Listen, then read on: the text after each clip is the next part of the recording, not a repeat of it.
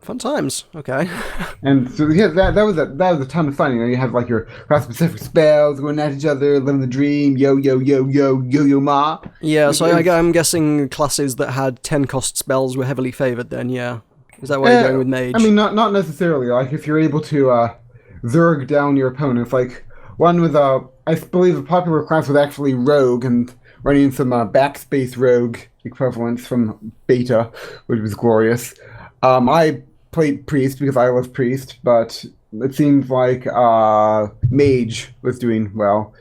But I mean, like the thing kind is of that seems like it seems like something like that would allow you to effectively play the equivalent of 20 mana in one turn, because you play your 10 spell and then summon a 10 minion as well. You just played 20 mana's worth of but cost I mean, in one turn. But that's the same thing with at 3 mana. Like if you play I guess. a 3 mana spell, then you summon 6 mana. Like it's the same sort of thing. Like Deathwing and Sea Giant. When you think about it, like they aren't really that powerful. Like they don't really have any effects. Like if you summon Sea Giant, then it's like an 8/8, and your opponent might have lethal on the board or whatever. Like, but sort of the two big things were that Lothab, which is normally a really good card. It's a legendary 5 mana that makes the opponent's spells 5 mana more for the next turn. That was really bad because suddenly your opponent can like start playing 8 mana thought steals, and yeah.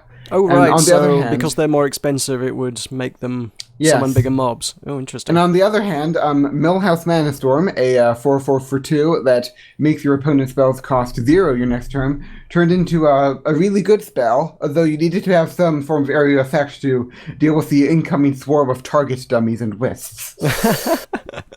Okay. But yeah, the prepared face, mighty Millhouse Manastorm. But yeah, that was a really fun Tavern Brawl. Obviously the problem with that is that like it's based on decks that you make yourself with your own collection, so I had to play it on NA, which is sad. But yeah, I played that with Hatboy. That was fun times. They've been continuing to hint the Argent Tournament expansion. It seems like that will be imminent, which is it seemed like it's only been like a few days since the release of Blackrock Mountain, a Hearthstone adventure. Yeah, when did that launch? That was, I don't know, that was like May-ish. I don't know. It does seem like a pretty quick turnaround on another expansion. Yeah, well, it is pretty quick. Like, it's, you can just remember the time that I first said, Blackrock Mountain, a Hearthstone adventure. It was actually 2nd of April.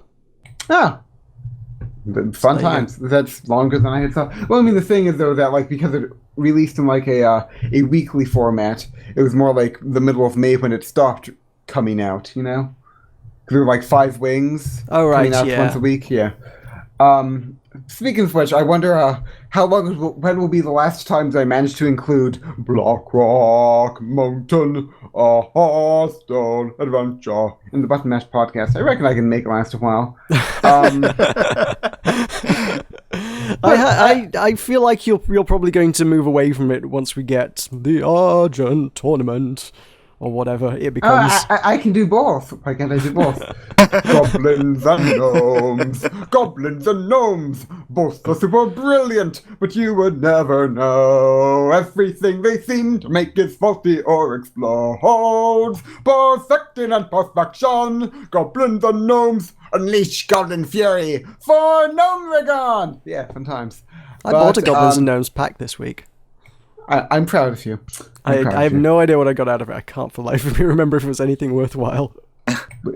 Well, Goblin and Gnomes, probably not. Like the Goblin, it's I've said this before, but it's interesting in that like the Curse of Nexaranus cards are all like really really powerful, like massive power creep, and like for like GVG, there's only like Piloted Shredder and Doctor Boom are like the standouts. Beside them, there's really not that much. And like the Blackrock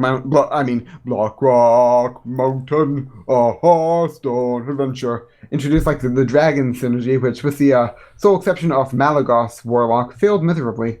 Malagoth Warlock, by the way, is a new deck. You play Malagoth and then you play Emperor's Horizon, and you get a bunch of cheat spells and you kill the enemy. It's fun. Okay. But yeah, moving on, I suppose, is last Monday evening, I created an account in the EU servers in an attempt to maybe try to network in the tavern brawls with some of the EU buddies, and Oh yeah. I was enlightened by my worthy pal from Team Suicide that you apparently need to reach level 20 I'm to play working Tavern on Brawl. it. I'm working on it. Slowly. So, I'm very slowly working on it. So I reached level 20 in one evening, Monday evening. I'm about level 15, 16 maybe. Meroka is making a good effort. You know, he's sort of not quite there yet, but you know he's working on it. I'm playing a couple of games when I'm rendering videos. I'm like, not much else I can do with my computer right now. I'll play some Hearthstone. Yay, Hearthstone! I love Hearthstone. Yeah, that's basically fun. I play Hearthstone too, but. Yeah, so I got up to level 20 using a basic priest deck, and I was actually able to reach rank 15 with that. But I was actually pretty darn proud of, because like there's been one expansion and 2 adventures. I'm still able to like contest meta decks with eclectic group bunch of random priest cards. It was glorious. I was always sad to lose my golden priest, but yeah, it was. Like, it's just Matt and Hatman. He was impressed with that, so y'all should be impressed too. If y'all aren't impressed, alas. Super But impressed.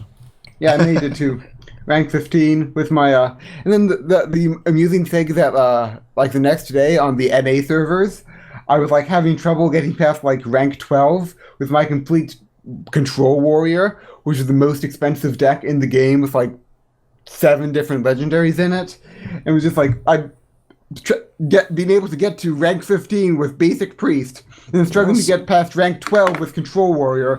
What is my life? What is my life? Its cost is not necessarily reflective of power, is it? Surely that's the idea of a game balance. Well, Surely everything should be, equally powerful, I'd have thought. All things. You mean we can't pay to win? No. That's sort of not exactly That's it. Will's out. He's not bothering anymore. He's not interested in Hearthstone if you can't pay to win.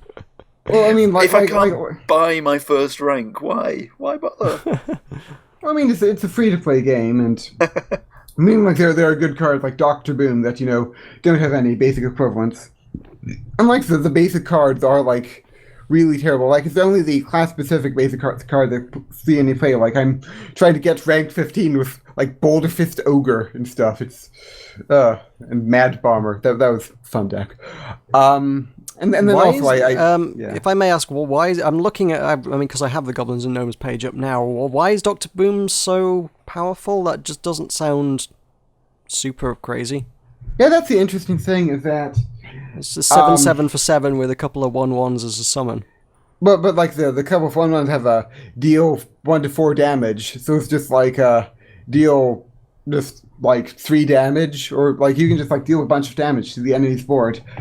Yeah, that's the interesting thing about Doctor Boom actually is that famously like people like to show clips where of like all the pro players before GVG came out, like they're always like talking about how Doctor Boom was a terrible card and it would never see play. And like Doctor Boom is arguably like the best card in the game, like the most overpowered card, like period. And like I had thought that thing too. Like I for like the first month I was like, this Doctor Boom hype is overrated and it's just nothing. But it's just like a really good solid card that's difficult to take care of. Like you can play Big Game Hunter, which is a 4/2 for 3 that kills an enemy minion with 7 attack or more, which is by the way a terrible card, but that warps the metagame in an unfair way. But like then like you have to play Big Game Hunter and like. The Big Game Hunter still dies to the boom bots. It was just like it's difficult to me to explain, but it's sort of like it's a powerful card that your enemy can't all kill. Like it's not like famously big Doctor Boom is a strictly better War Golem because War Golem is a 7/7 for 7 and big Doctor Boom is a 7/7 for 7 with benefits. And it's just like the thing about Doctor Boom is sort of like it's like a mini Onyxia where it's like you have a big minion. And then you have 2 small minions, and you can't deal with both of them at once unless you run like Twisty Nether. But who runs that, eh? So I don't know what that one is. So it's a Warlock 8-mana card that kills everything, and I mean everything. But yeah, it's a soft playing Drainlock in all its glory.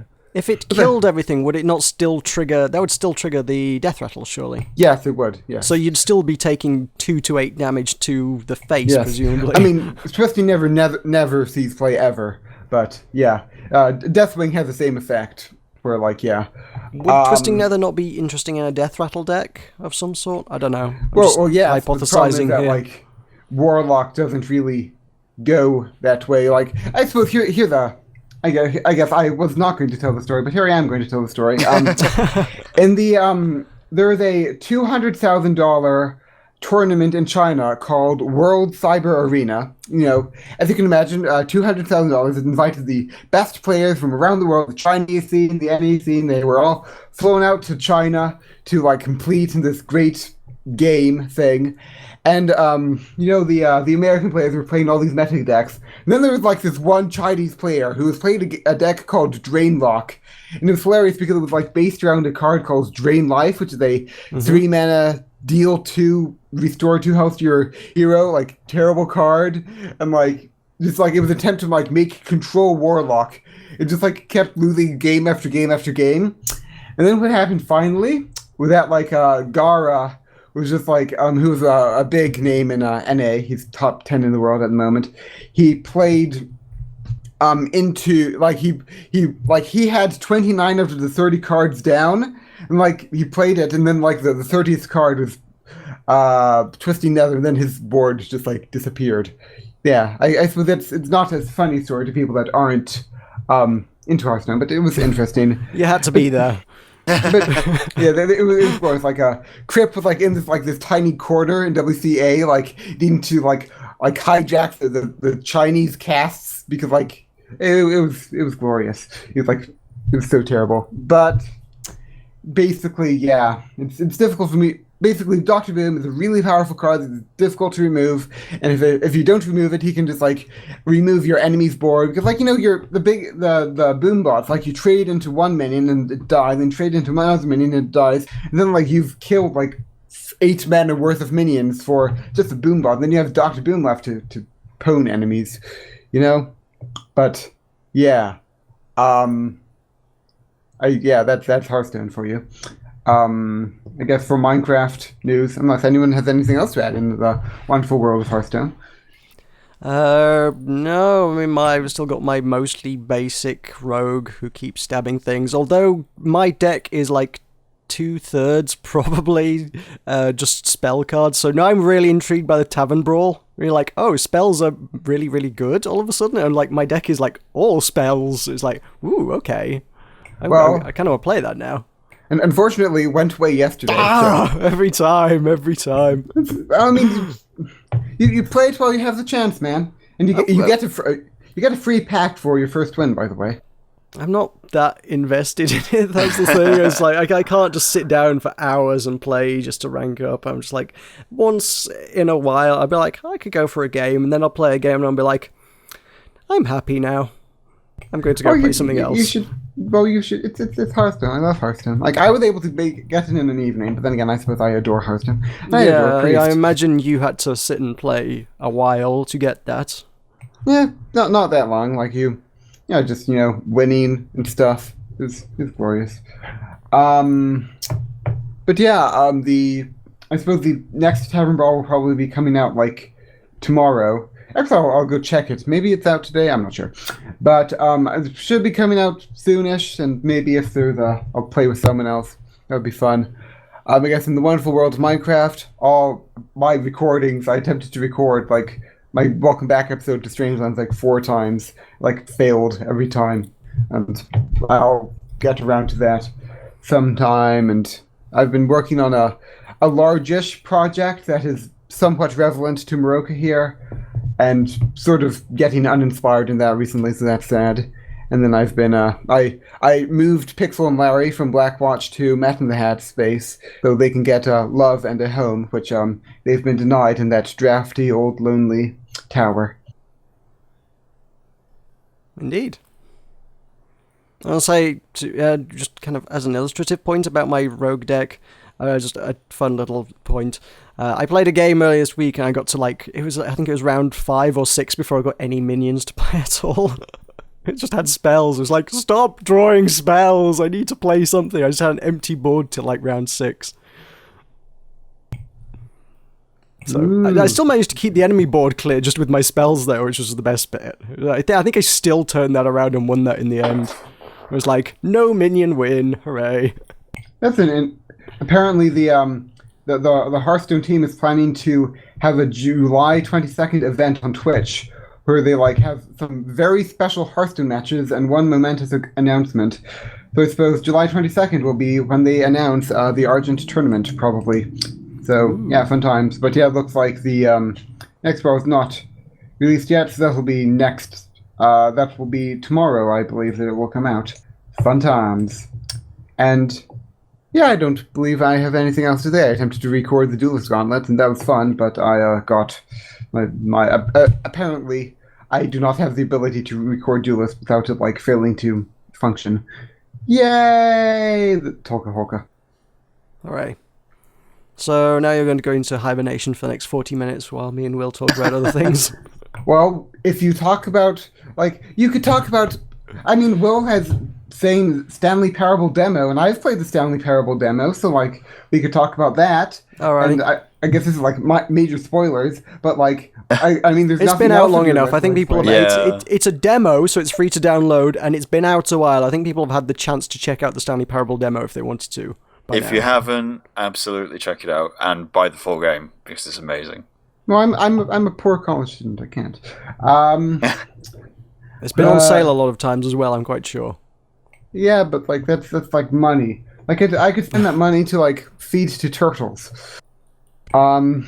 Yay! But like if you talk about things like maybe you're in the middle of talking about Sky Saga, and then you like make a comparison of Sky Saga to Hearthstone, and then I will emerge to discuss the comparison of Sky Saga to Hearthstone and sort of like weigh in, And you're like, well, this Sky Saga feature sort of like this thing in Hearthstone, like they have like a word that is in common between the games, and like yes, I'm going to be clutching at straws to do that.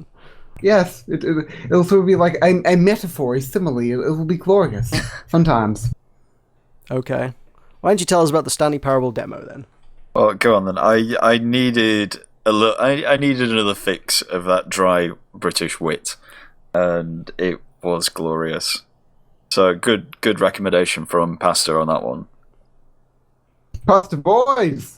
I like the fact that they just made essentially an entirely separate standalone experience to make the demo out of. It's normally with a demo it's like this is a slice of the game. That is like no, this is entirely different to the game. You can play it and you're not going to. It's not spoiling any of the game. No, not at all. And I did not know when it was going to end. I was very surprised at its length. I can't remember the full details of it, to be honest. I definitely remember 8. 8 was prominent. Yes. that was a whole separate game in and of itself. Yes. And I pushed Game a of the button year. and I was deemed a sexual predator. That was the other one. Okay, I'm going to go have to replay this because I don't remember those specific details. It was something like 94% of people that pushed that specific button were deemed a sexual predator. All right. Well, it's not a surefire thing then.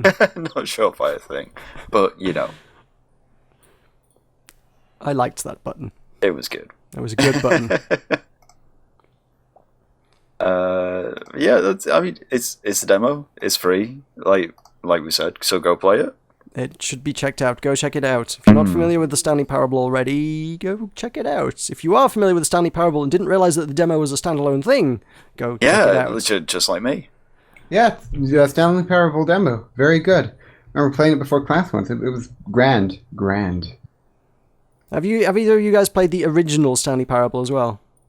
This is original as well. The original, yes, because the Stanley Parable, as you know it, the purchased product on Steam was essentially kind of like I think it was a more a kind of a remastered version. Oh no! Because the original Stanley Parable was just a Half-Life mod. I watched the Yogscast play the original mod for the Stanley Parable, like back a long time ago, and I watched a group of YouTubers play the newer Stanley Parable, but yeah.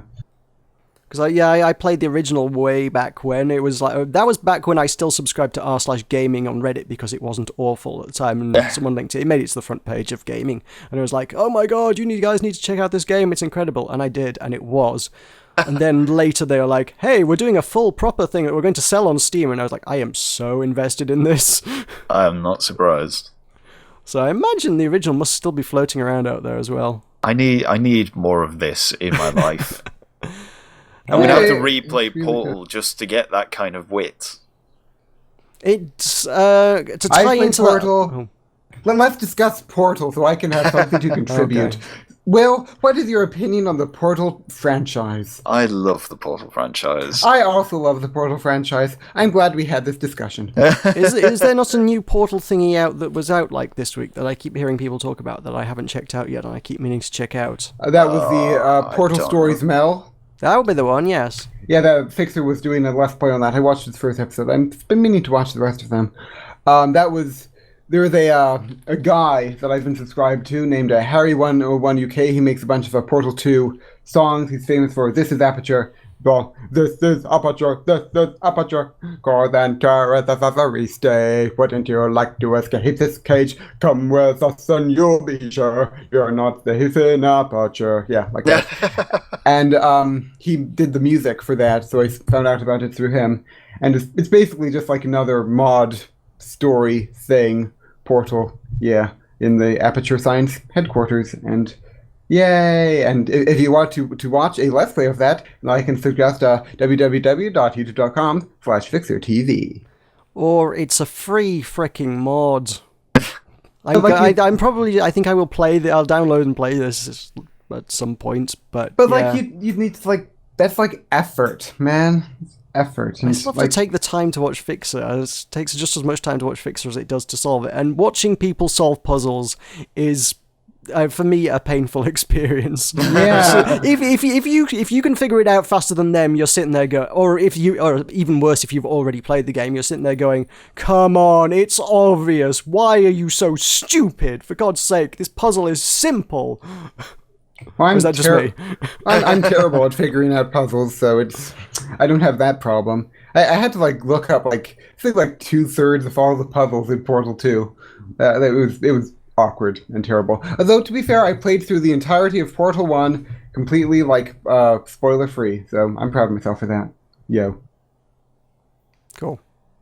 So yes, Portal Stories Mail, free Portal 2 mod. I'm gonna have to check that out. I did hear although it's apparently fully voice acted, which I never heard whether it's any good or not. I heard someone raise their concerns. It's like, hang on, this is a free mod and they've got voice acting for it. Who the heck did they get to do the voice acting, and is that gonna be any good? Eesh. Oh, I think that from what I saw as I said, Harry101 UK is involved, and he's good at the sound, and I think he does a lot of the turd voices, and he's good.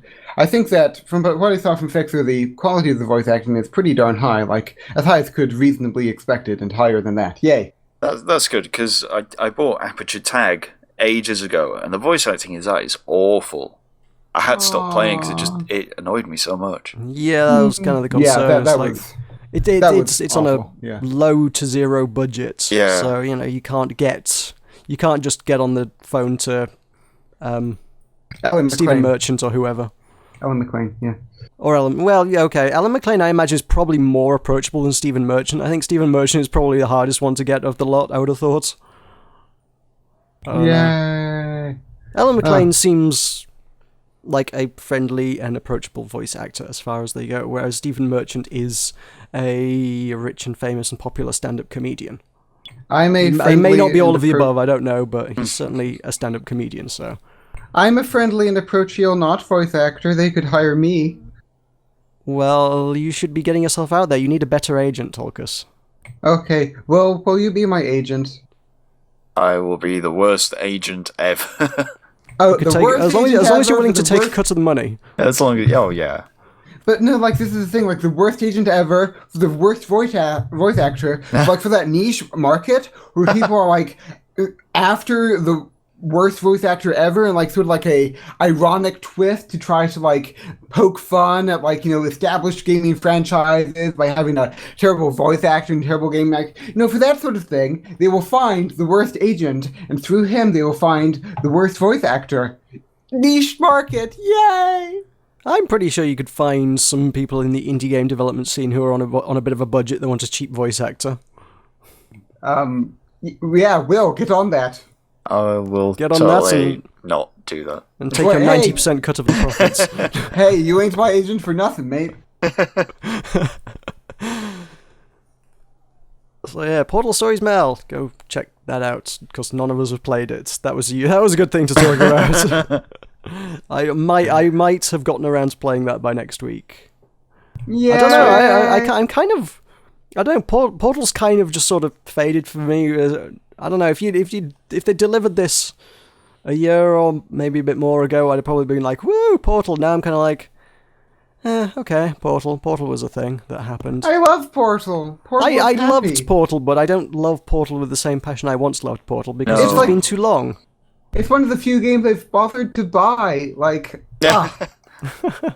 one of the few games you didn't just watch on YouTube instead. Yeah, I know, right? It's so like rare. legal piracy, basically. Basically, yeah. I get to pirate, but I don't need to feel bad about myself. Anyway, have you not got Portal 2? Oh, I have Portal 2. So then you can get Portal Stories. It's not like this is a cost thing. Well, the thing is that, like, Portal 2 is, like, not on my Steam. It's, like, on a Steam that I had, like back in the days when Portal 2 came out. Then, like, I got a new Steam account, like, whenever, because I was confused and didn't understand how, like, the internet worked. So I'm not sure, like, how exactly to access the old Steam account. Congratulations. Etc. Yeah. Like, I have the Portal 2 disc and everything. It's just like, you already have Portal 2 installed. I'm like, no, I don't. Well, get onto Steam support. I hear they're great. If you email Gabe Newell, he'll fix that for you. But, like, that would be, like, effort. And I hate talking to people, That's why I have Scribble as my agent to do it for me. Scribble, will you email Steam support for me, please? Absolutely not. Yay! Oh, wait. Boo! You're the worst agent ever. Just send an email to gaben@valve.com. No, all lies. All lies. All lies. That's a lie. He will respond, maybe. There was an article a while back that did the rounds because it was like someone had tried to get through the Valve Steam supports and they'd fobbed him off for weeks and weeks going, no, we can't help you. So he just straight up sent an email to Gabe, and Gabe was like, oh, because there's no hierarchy at Valve, technically we're all tech support, so here, let me help you. And of course that one made Kotaku and Polygon and all of the usual suspects. And then Gabe will never answer to an email I know, ever right? again. He won't have heard the end of that. And as soon as Gabe says, by the way, if you email me, I'll do your tech support for you. Yeah. Can you imagine the email he got? That's an inbox that can never be opened ever again now. So, yeah, go email that one. That one seems like a likely solution to your problem. We indeed. Going back to Stanley Parable and voices and needing fixes of voices. I've been playing Lego minifigures online. Ooh. It's not this. I wouldn't say it was the same humor as Stanley Parable, but it's definitely the same voice actor. Oh, excellent! The narrator of Lego minifigures online is the Stanley Parable narrator. I need this. So yeah, been playing a bit of that, a little bit.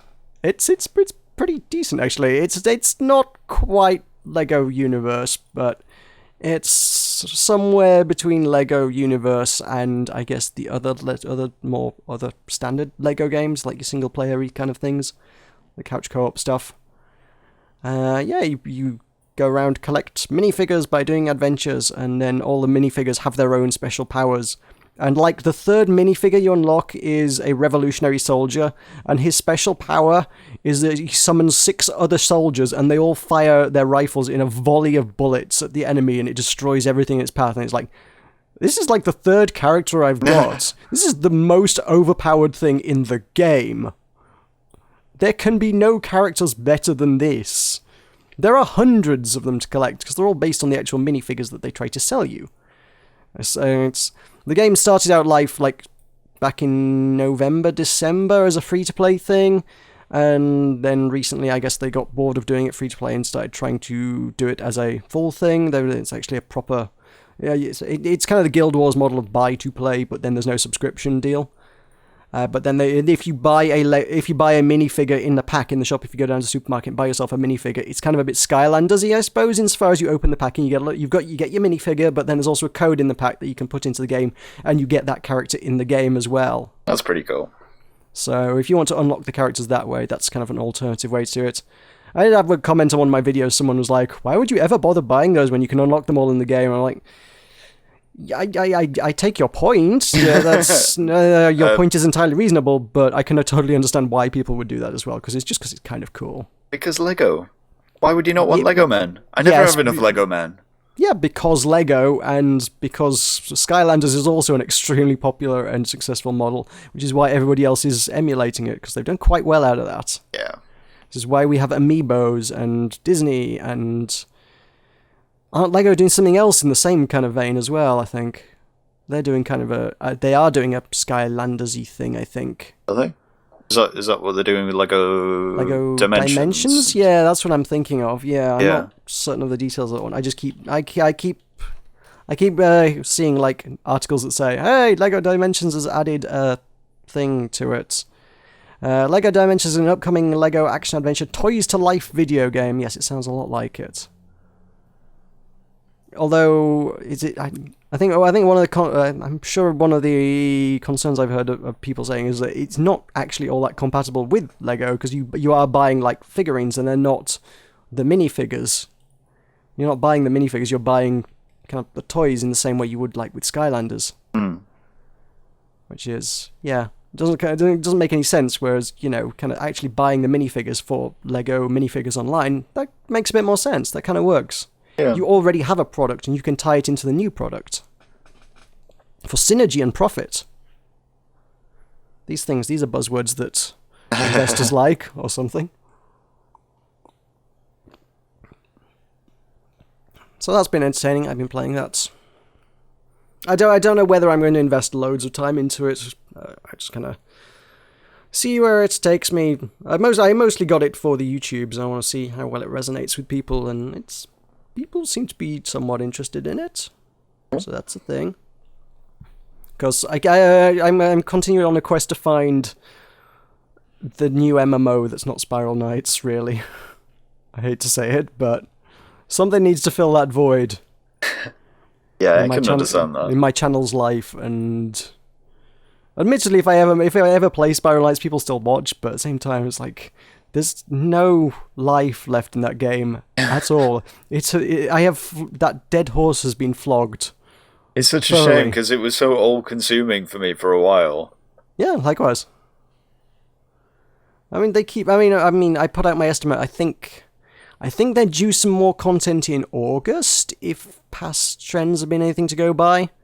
The last 2 content packs that they put out for the missions and stuff have been 3 months apart, so I think at some point in August it will have been 3 months since the last one. This is just my personal speculation and theory as to whether they're going to release any more content then. So I'm hoping it'll be August, they'll add some more missions. Because, well, the last one, it was like, hey, you've gone into the core and everything. And then they still left it open-ended and was like, hey, there could be more to come. It's like, damn it, guys. There's probably quite a lot that I haven't done at this point, so I probably could just fire it up and get quite a lot of mileage out of it again. Well, did you do either of the mission packs that they added? Nope. Oh, so you've got 2 sets of Vanguard missions to do yet? Yeah. Okay. To be fair, there's only about 4 actual missions worth of content in there. Okay. But they are certainly the new ones are very, very interesting missions. They got some new stuff in there. They had some new mechanics, and they had definitely some new tile sets that they've never used before. Okay. For inside the core, it suddenly becomes, oh, this is a different world. Everything is different.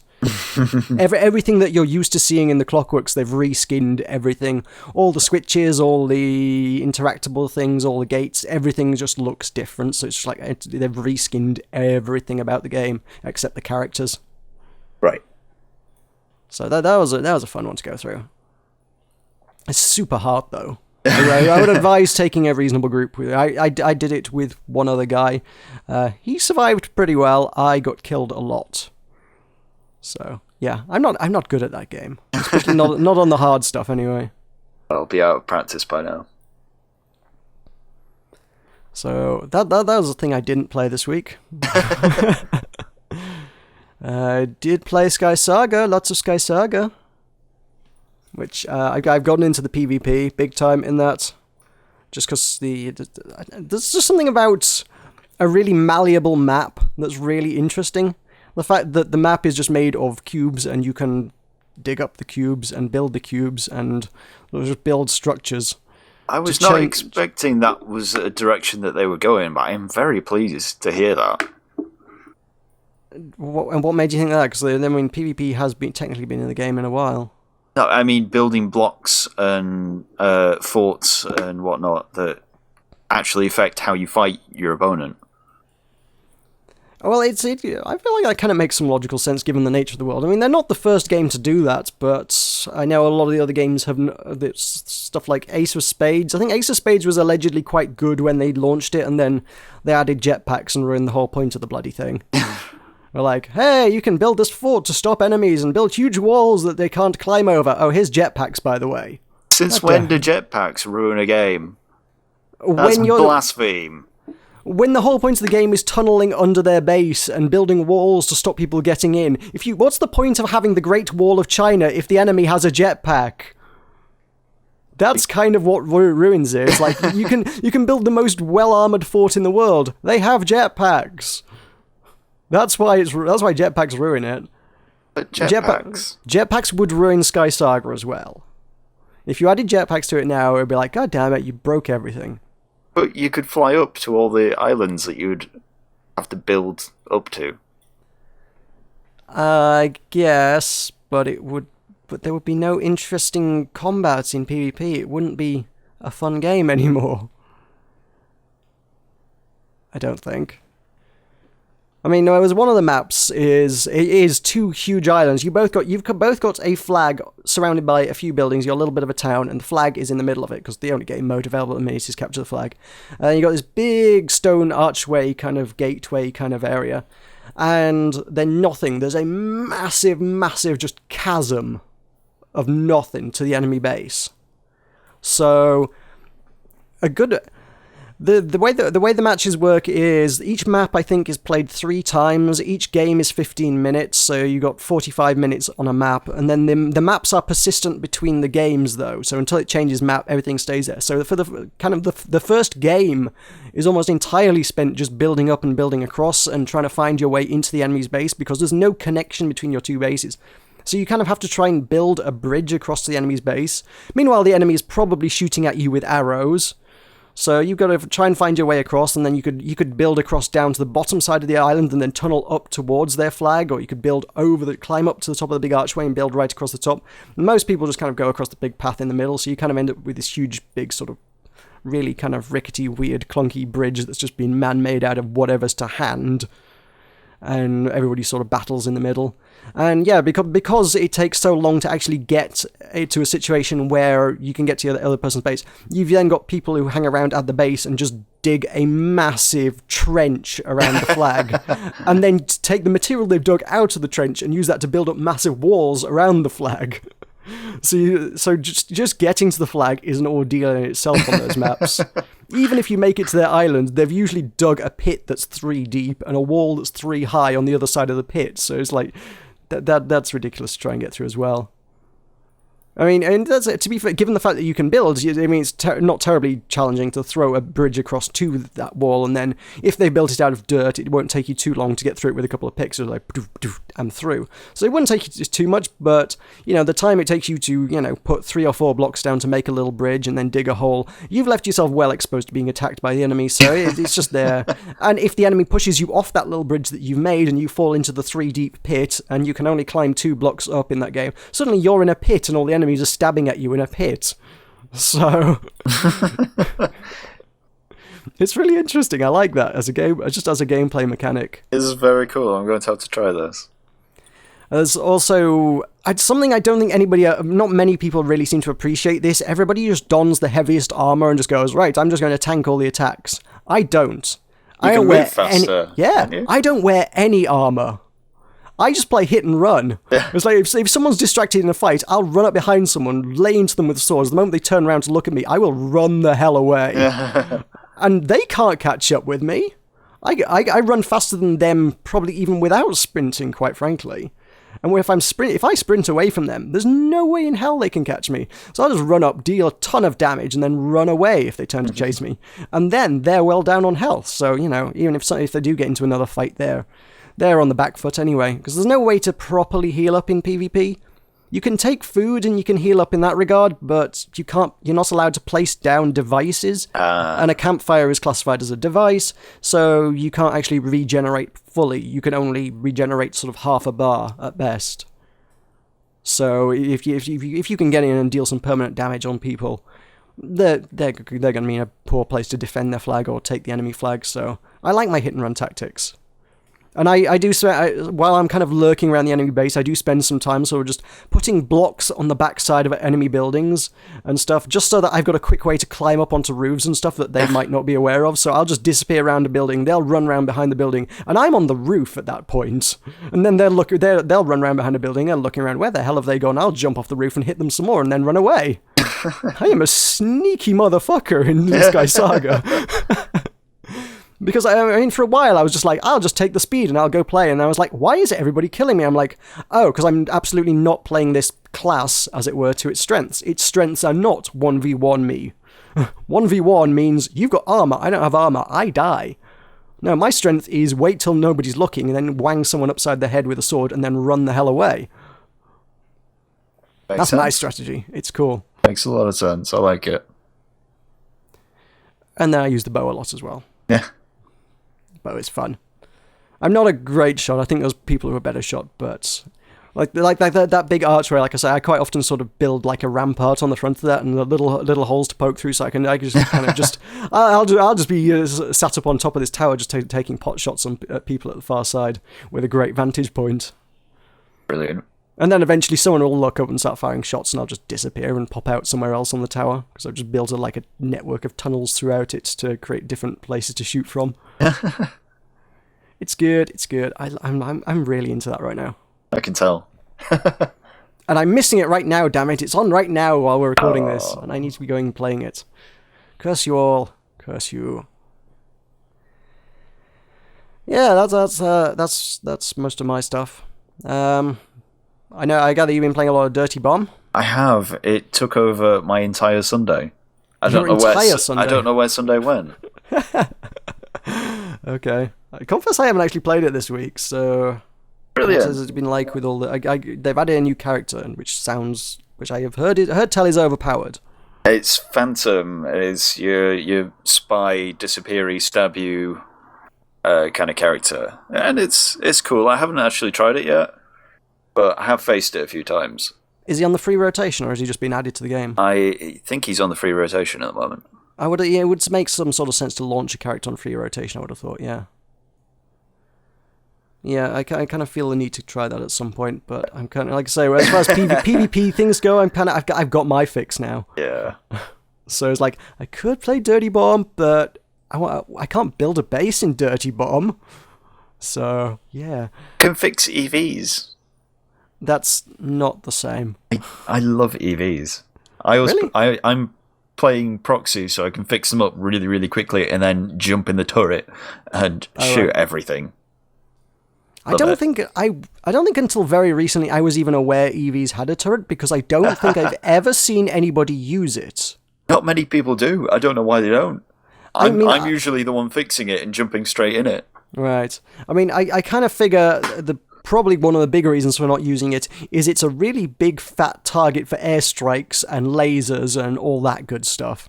If anybody's going to throw something at you that's going to annihilate you, you're the big target. Yeah, but if they're in your line of sight, you can just gun them down really quickly. Okay, I imagine it doesn't take all that long to throw. I mean, you can't be looking everywhere at once. If someone wants to flank you and throw a airstrike grenade at you or whatever, that's going to suck. My usual tactic is just throw bodies at it all the time. So even if I die, I'm running right back to that turret. Fair enough. Okay.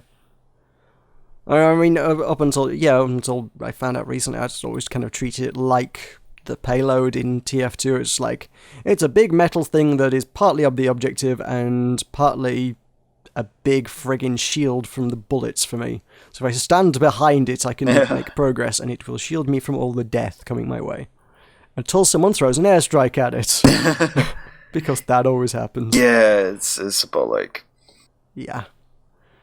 But I'm enjoying it. I'm enjoying it because it's not all kill the enemy. It's subjective based. I'd be terrible at this game if it was, be better at shooting the other guy. Because I'm not good at shooting other people. However, I'm really good at the objectives.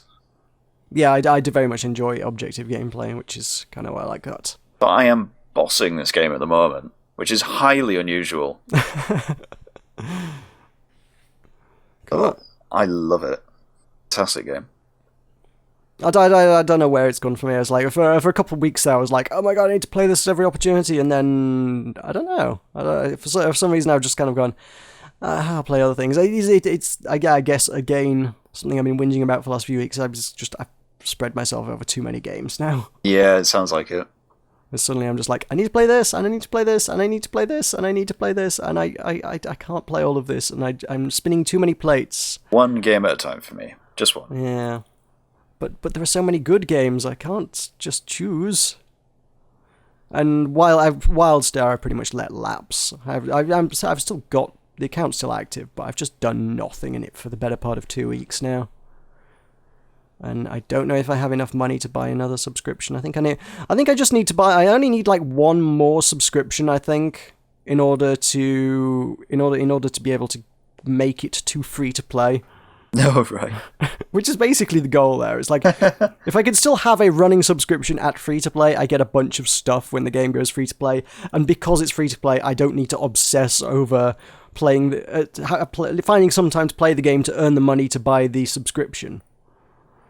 Which is that's kind of the stress point on WildStar for me. It's like, oh, I need to earn so much money per month in order to be able to buy the next month's worth of game time. Whereas, if I can just make it to free to play, which is soon, very soon, I can let that go, and then I'll just not play it, I suppose. Yeah, that's all I care about. Right. Yeah, that's exactly the way that one's going to go down. So yeah, a little bit of me. I was hoping we might have Alzarath around today because I wanted to talk a little bit about Guild of Dungeoneering because it seems to be the new thing everybody loves, and I got sent a copy of it, and I don't know, I don't love it as much as everybody else seems to love it. Mostly, it's just, there's a lot of technical issues for me. It has 0 options menu of any kind, and it's locked at 30 frames per second.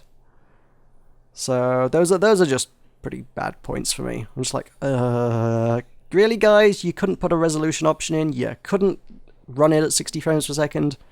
It's a goddamn card game, at best. It's a really simplistic, turn-based strategy card game thing. So no, it doesn't need to run at 60, but there's no reason to lock it at 30 either. It's ridiculous. There's very few machines that wouldn't have run at 60 on, I would have thought. It's a really interesting concept, though. I kind of get why people love it, but I feel like if this were any other game in the world, people would be screaming bloody hell about the fact that it has no options whatsoever. And no other game in the world would you get away with, to any great extent, just not having a resolution option. That's like absolute bare minimum fundamentals that you've missed there. This is the first thing you've missed. But hey, it's an interesting concept. You're sending minions out to go raid dungeons and collect loot and things, but you have no direct control over them. You just get cards to build up the dungeon around them. So it's a little bit dungeon builder, dungeon keeper even, but you're not the bad guys. You are the good guys, but you're building the dungeon to try and maximize the amount of loot you get from it, and whilst also keeping your dudes alive, hopefully, although they are very expendable. So I named many of my characters after Strangelanders. Tulkas died a grisly death very early on, I'm afraid to say. No! He was a chump. He didn't last very long. A chump is a class in the game, by the way. No! Why, Tulkas? Why? I think you managed to kill one small spider and then died. Oh, why would... Oh, you're a monster, Meroka. I didn't intentionally kill you. I tried to keep you alive, but the cards were poor. Don't you have any loyalty to hashtag Team Suicide? That's why you ran into a spider and died. But the spider slew Maud to give us the victory. Like, why would you kill that which gave us the great boon? Well, if it's any consolation, Kitten, Fixer, and Alzarath also all died. Why would that be a consolation? No! Because they are the enemies of hashtag Team Suicide?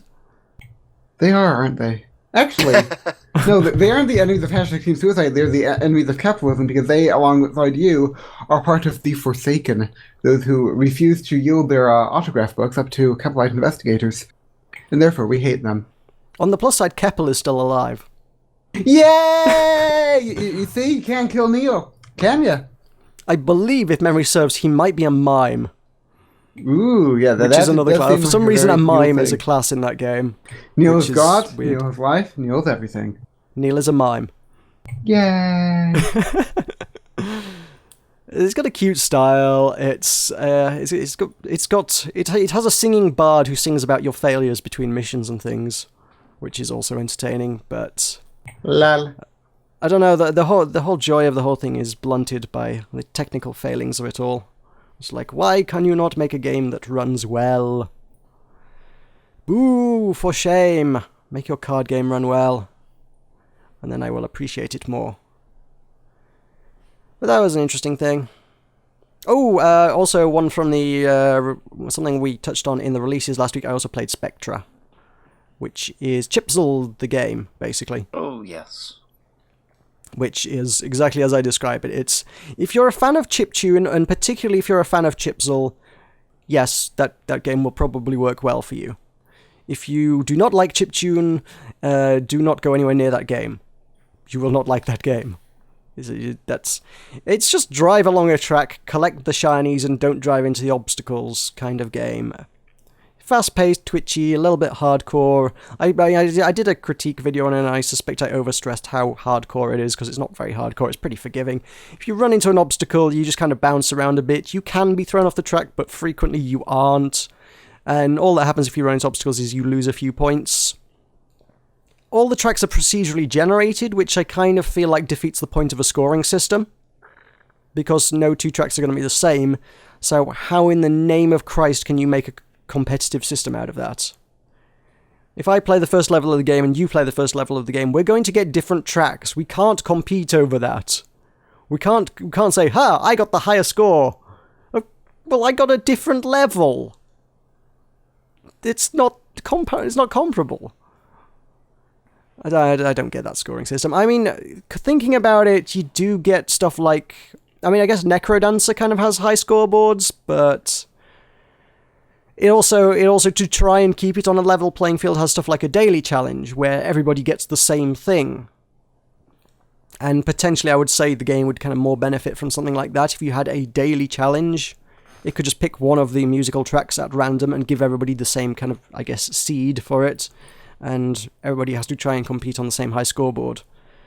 With that in mind, it also doesn't actually have a high scoreboard. At the end of the level, if you got like in the top 20 scores or something, it goes, "Congratulations, you came 18th in the world for this track." It's Like but Spelunky. I'd take your word on that one. Yeah, Spelunky. But at no point can you browse that leaderboard and see where you rank. So unless you made a mental note of it in the brief time it flashes up on the screen, you've got no way of keeping track of whether you're still on the leaderboards or where you are on the leaderboards, other than setting a new high score. So that kind of... It's like I say, if you're into that kind of music, you'll probably find an entertaining game that may be worth your money. Otherwise, it's probably... It's a very, very niche kind of product. I quite like Chips also. I kind of enjoyed my time with it, but I've no great desire to play a lot more of it. I like Chipsel. Chipsel is not my favourite chiptune artist, but she's okay. She's decent. She's no Dunder Patrulin. Because Dunder Patrulin are Scandinavian and very, very weird. Like all the best music. I have bored you both to sleep. Let's go to a break. Yeah. Bye. Button Mash Podcast is back. We have you trained well, clearly. Indeed. Although you are not competing for longest jingle. You're not entered the Someday. competition. Someday, the Tulkas will have the longest intro. It will happen. You have to practice your breathing exercises. Get a good lungful before you start. Lips, teeth, tip of the tongue. Lips, teeth, tip of the tongue. Yeah. Yes, that means a thing. I'm sure. In some cultures, I'm sure that's very relevant. Okay, please stop wailing. I apologize for insulting your Western cultures. Yeah, I heard that in the East, man. That's not a Western thing. That's an Eastern thing. It's not from any Eastern place that I've been from. Edinburgh, yo. Edinburgh. Oh, that's a northern place. That's not even Eastern. That's northern. That is too Eastern. It's from the frozen wastes of the north. No, Beyond the wall. No, that's where Modi lives. Modi doesn't Hadrian's live in Wall. Edinburgh. The profiteering octopus with his many tentacles reached out to encircle the lands of the north. He hasn't made it to Scotland yet. Hadrian's 300-meter wall of ice. Or however tall it is. Yay, Hadrian's Wall.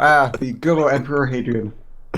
Yay. Is it really bad that I know enough about Game of Thrones to make Game of Thrones references without ever having consumed any Game of Thrones media whatsoever? I also have never consumed any Game of Thrones media ever, and I'm just talking about Hadrian's Wall because I know about Hadrian's Wall, yo. Get out, both of you. And also the Antonin Wall. That's a lesser known wall, and it's this big mound of earth. Yeah. That's Antonin not Wall. a wall. Shame. It is too a wall. Shame. A mound of earth is not a wall. Well, it used to be a wall, and then it decayed. It's just a mound of earth. Well, it's an X-wall. It's a cease to be. Well, it was a wall when it was It's relevant. pining for the Highlands. It's in the Highlands.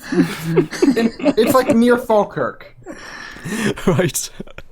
You know Welcome about back Falkirk, to the Buttmush the Battle Podcast. of- No, I don't. The Battle of Falkirk, when those English rapscallions were vanquished by the glorious forces of Scotland. Freedom! I am William Wallace! No, I don't know about that. That we didn't get taught that one in history. Falkirk, and the Battle of Stirling Bridge, and the Siege of York, and other stuff. I know of York. York is close. Bannockburn! I know the name Bannockburn. I have had to ship products to Bannockburn in the past, which makes me sound like a drug dealer if I say it that way. You don't know about Bannockburn, but like Robert the Bruce, and all the people, you know? No, I don't know. We're not up on the Scots. For shame. They keep themselves to themselves. They stay in their strange places, glassing each other and doing heroin, I believe, is the stereotype. Bad Meroka, bad. Bannockburn! Bannockburn! I'm trying to think of like a Scottish song. Like, and I remember the melody was like, Ye Jacobites by name, bloody war, bloody war. And like, Old Lang Syne. That's Scottish. For old lang syne, my dear, for old I shouldn't have given you that one. I really shouldn't have given you that one. one. We'll talk a cup for kindness yacht, for old lang syne. Speed bunny boat like a bird on the wing, onwards the sailors cry, carry the lad that was born to be king over the sea to sky. Yeah, I'm sure this is stimulating content. Welcome to the Tulkas karaoke cast. Oh dear. Let's put an end to that and welcome folks back to the Button Mash podcast. 5 minutes later. Sure, you don't want to teach him on Ilkley more about that? I think it's best we don't. But I'm concerned he's going to go and find out about that one now. You've given him the title of the song. He may go and learn it. Oh, I've already forgotten what he said. So good, yeah. good. It's a good job we're not recording this to put on the internet or anything. But then, like, I need to find like the exact moment of the clip. Like, that'd be effort, man. Effort. Just after the ad break, after I told you to stop singing. Okay, tell you what, Hat Boy. Since you're probably watching this, tell me what the song was, and I'll sing it. Oh, no, wait. Not that one. It is Scribble. Scribble, you're my agent. Figure it out. It is in Yorkshire, so would he know how to spell it? I don't think he would know how to spell that. Well, that's what Scribble's for, to find out. No. We have already established that I am the worst manager ever. Don't tell him, Pike. You're not a manager, you're an agent. Don't even know what you are. Exactly. No, but you're an agent. You can be like, Mr. Anderson. Wrong agent, but okay. Yes, agent. Good agent. Can we do some video gaming news? Please. Is that possible? Please. Is that please? Can we do some video gaming news? Yes, please. Well, since you asked so nicely, let's do some video gaming news. Aw, thanks. You're so sweet. Video gaming news and gossip. We actually do have some gossip this week. Shame Michael's not here to gossip with us. I can gossip. Good. Well, first off, in maybe sort of putting a dampener on the mood a little bit, is the sad news that came out today, which was Satoru Iwata, the president of Nintendo, has died. I believe it was due to cancer that he's been dealing with over the last couple of years or so. He's missed he's missed a few kind of noteworthy things, and they've always put out announcements like, oh, he's had health issues, but he's okay, don't worry. And then it's kind of come out of the blue for a lot of people. I don't think anybody kind of expected this, so kind of a sad day. The big man, the top head guy of Nintendo, the guy who made Nintendo. I mean, they're not going to come out and say that he's going to die. Like, that would not make shareholders happy. Well, okay. Well, from a shareholder perspective, we I have get a that. president who's like on the verge of death, and like he's not going to be around for much longer. So this is like a struggle. We should continue to invest in our company because we clearly have a strong sense of direction. Well, to be fair, just suddenly announcing that the person who was steering the ship has died probably won't do a whole lot for your investors either, really, to be honest, but there you go. True. But then, it's like the placebo effect, Like, if you say he's going to win, the survives, then maybe he will, but if you start talking about him dying, then, he's going to, it's going to go in his head and be like, wah. Well, maybe. Or maybe they just didn't want to make it public. Whatever, that's fairly irrelevant, I would have said. Yeah, probably. So, regardless of the situation, our thoughts are with his family, and rest in peace, Iwata-san. I don't know there's much more to say about it. Indeed. So, yeah. I don't know where to go from that one. Silence. I was going to say it's kind of a down topic. I don't know where to pick up on that. Let's just move on, I suppose. In more brighter news, Kojima Productions is also disbanded now. Oh yeah. God, it's all doom and gloom this week. So I mean, the rumors and sort of whatnot have been going on for a while, and things have been going on saying, Hideo Kojima is no longer with Kojima Productions, which kind of was like, well, why is it called that now? And they said it wasn't called that, and now basically the studio's been disbanded, and Metal Gear Solid 5, The Phantom Pain, is pretty much going to be the last Metal Gear Solid, I believe. So if you're a fan of that, make the most of it.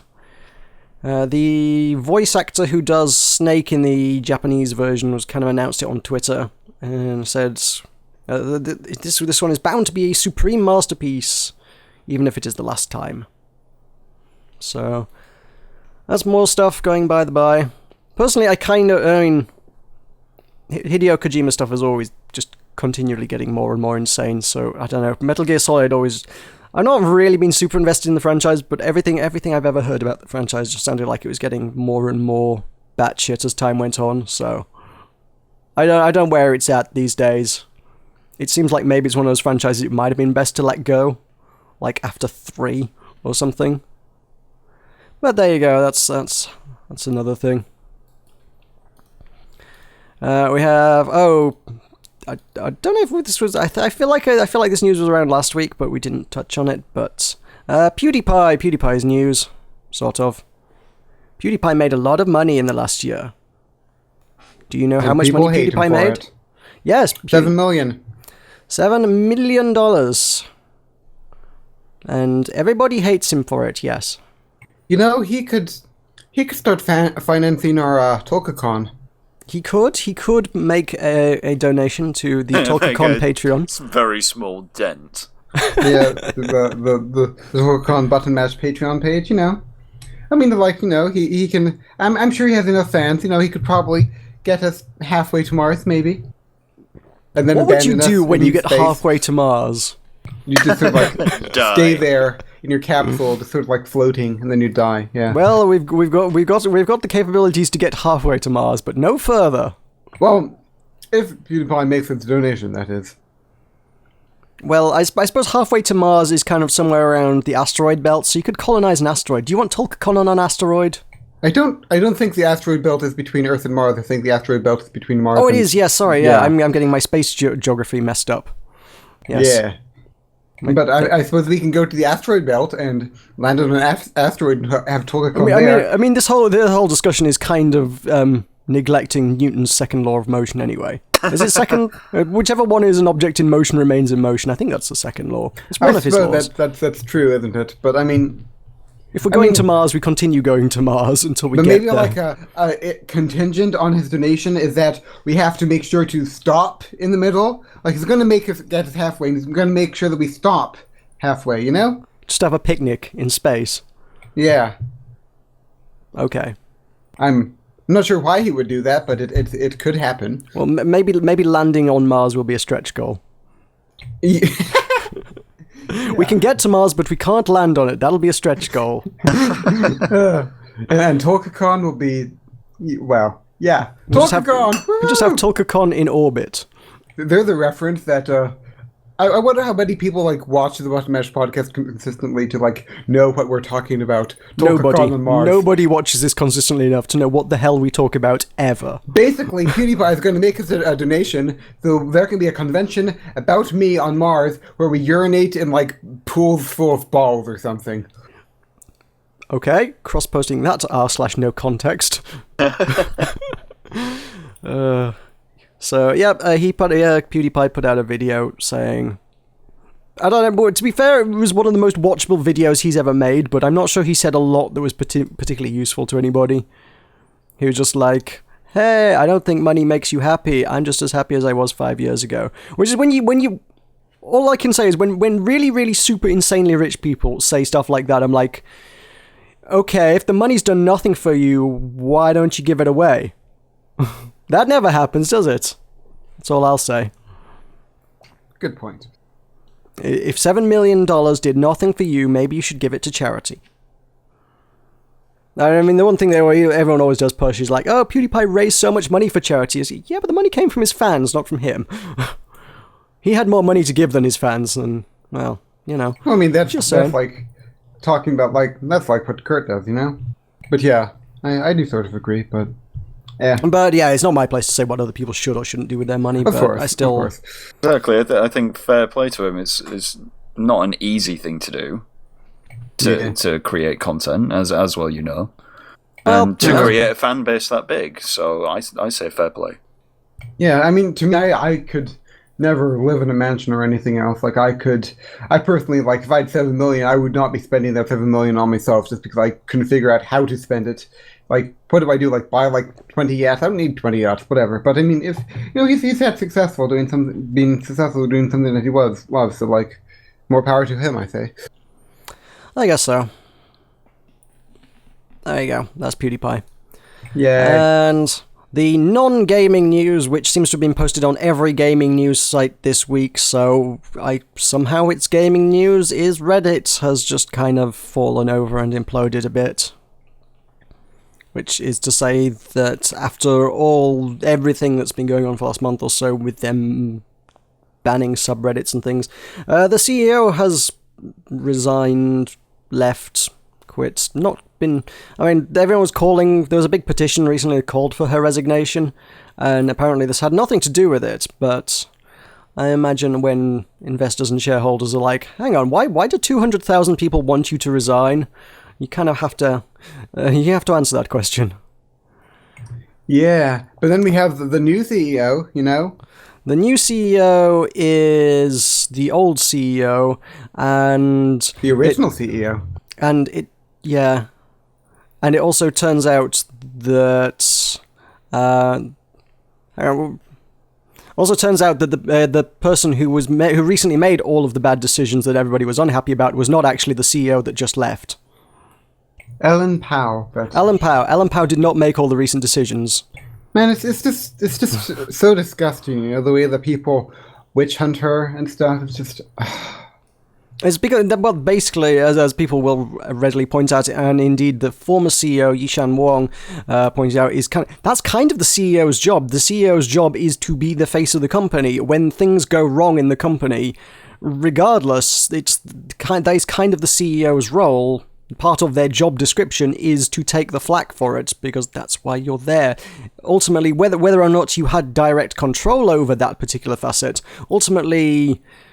the decisions come back to you.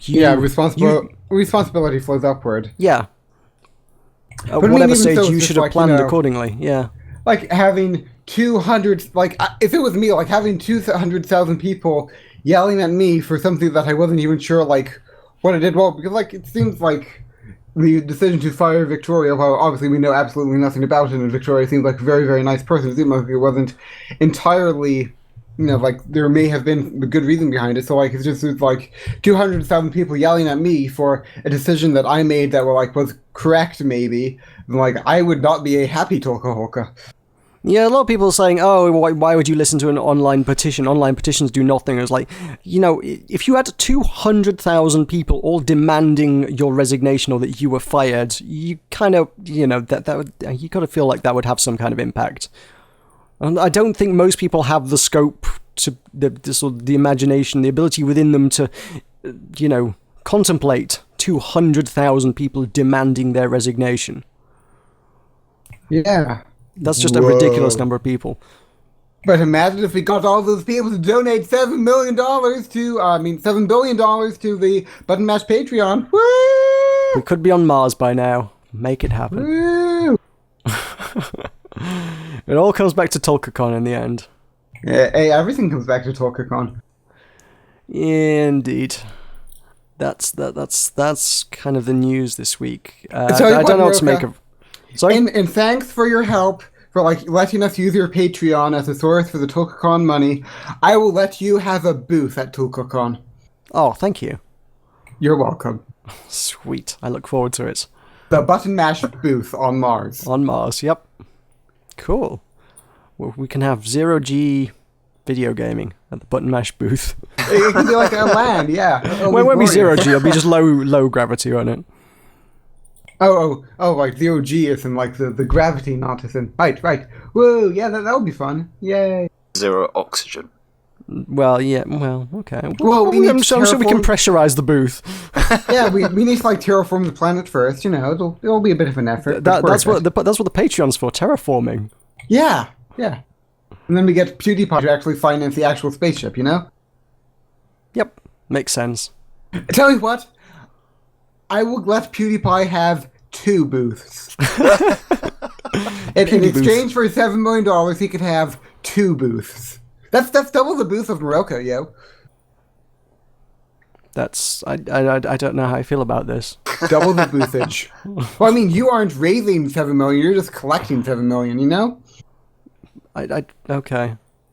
Well, I guess. Look, if you want to give us $7 million, then you too can have 2 booths. Can I take the $7 million out of the Patreon? No. Okay. No. I'm not sure that would work. No. No, tell you what, if you give me $7 million for your Patreon, then yes, you may have 2 booths at the eventual Tulkas. Cool. Alright, it's a deal. Woo! Alright, let's do some gaming releases since our news doesn't seem to be very substantial this week. Significant, though not substantial. So let us do the Giant Bomb gaming releases. So starting this week on... Where are we at this week? We are 13th of July is today. So 13th of July begins with... indeed, 14th of July begins. God of War 3 Remastered. Which one might imagine is a remastering of the God of War game from 5 years ago. Which is like... Is that game old enough to warrant remastering? I feel like it probably is not. You know, this seems like the sort of game I would really enjoy. I'd love to play this, but I haven't had a console to play it on. Do you not have a PS3 at all, ever? No. No? I had a PS2. Okay, well, get them to remaster it for the PS2. Yeah, good luck. A fallen Spartan general. Whoa, this is like Tulkas' dream, man. Well, the themes and kind of... the themes and ideas and sort of, the places and settings and names, I guess, but I don't know whether... I don't know whether it would be your kind of game, but maybe. It's very Devil May Cry, hack and slash, blood and guts. Yeah, it's a spectacle fighter. I am a classics major, so like, you know, as I've said many times, yeah. You're definitely killing, like, Greek gods and stuff. They're the sex minigame. Well... Yeah, it's one of those games that's big on sex, yes. Although Okay, I wasn't aware there was a mini game for it. That's a bit... Hang on. GTA got banned for having a sex mini game. What the fuck? So maybe the Tulka Hulka will not be playing God of War. Though it is very in keeping with the themes of Greek mythology, I have to say that. All the rape. Wow. Okay. No, that's basically the TLDR Greek mythology is it's like the 5-word summary of all of Greek mythology is, unfortunately, Zeus was feeling horny. Okay. And now we move on. Rory McIlroy PGA Tour. It's golf. It's for the Xbone and the PS4. It's about a golfer that's not Tiger Woods. So nobody has any idea who he is. Because Tiger Woods is the only golfer that people know. So, ooh, Giant Bomb has a new podcast section. You can get on that. So I think looking at the information on this, I think it's basically is a Tiger Woods game, but Tiger Woods doesn't want to put his name on the game anymore, so they're like, shit, we need another golfer. I think is where this comes down to. If you like the Tiger Woods games, this is Tiger Woods by Rory McIlroy's name instead. Hooray! Got Deception 4, The Nightmare Princess, which looks anime-ish. I don't know what this is. Oh, it's a Koei Tecmo. So that doesn't help a lot. I don't know what this is, guys. Do you know what this is? Tulkas doesn't know. I know nothing. It says it is an action puzzle game. Your face is an action game. Congratulations, yes. Yeah, the Tulkas humor. It's very high class. I'm trying to find anything about... All the screenshots are just, like, mostly naked women. So, yeah, okay. That's obviously an action puzzle game. What? I don't know. The Fall for the Bone and the PS4 is a story-driven, episodic, side-scrolling exploration game funded via Kickstarter. Looks a lot like Limbo. It does look a lot like Limbo. There are many silhouettes. All the silhouettes. All the Man, silhouettes. when I was in Scotland, my great uncle had Limbo on his tablet, and apparently he kept like trying to run the little character like into spikes, and I told him to jump over the spikes, and then he won. Yay! Oh, I've played this game. Have you? Yes, I was just thinking, this looks so familiar, and yes, it's a brilliant game. I love it. Okay. You're basically a suit, and you don't know the condition of the person inside the suit, but the suit's kind of self-aware. So you're just kind of... You've fallen down to Earth, crash-landed from space, and you're just trying to fix your suit so that you can tell if the person inside you is alive or not. While there are sort of cannibalistic robots everywhere trying to kill you. It's pretty cool. Okay. Whoa. Fair enough. We have Godzilla, which the box art says Godzilla versus. I don't know what Godzilla is Godzilla versus everything. Yeah, Godzilla versus the world. Yeah. With old friends, enemies, and acquaintances. Which I guess this is based on... Is this based on the 2014 movie? I guess it doesn't look like it. Oh, okay. Well, I want to know who is his I acquaintance. see, yeah.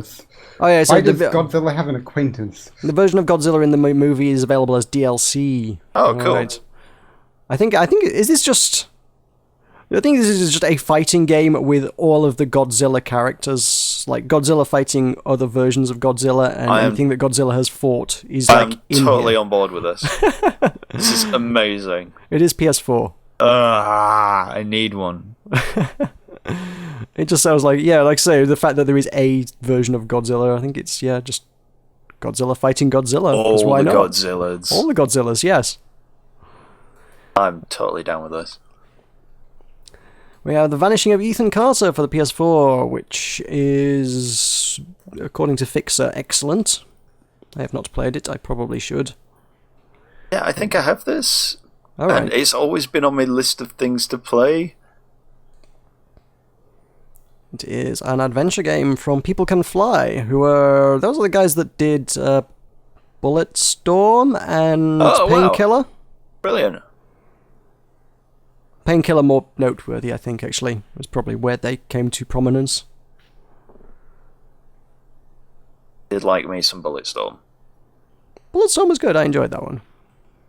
I don't think this has anything in common with any of the above. That's No. same developers. No, but that's not why I bought it, so that's okay.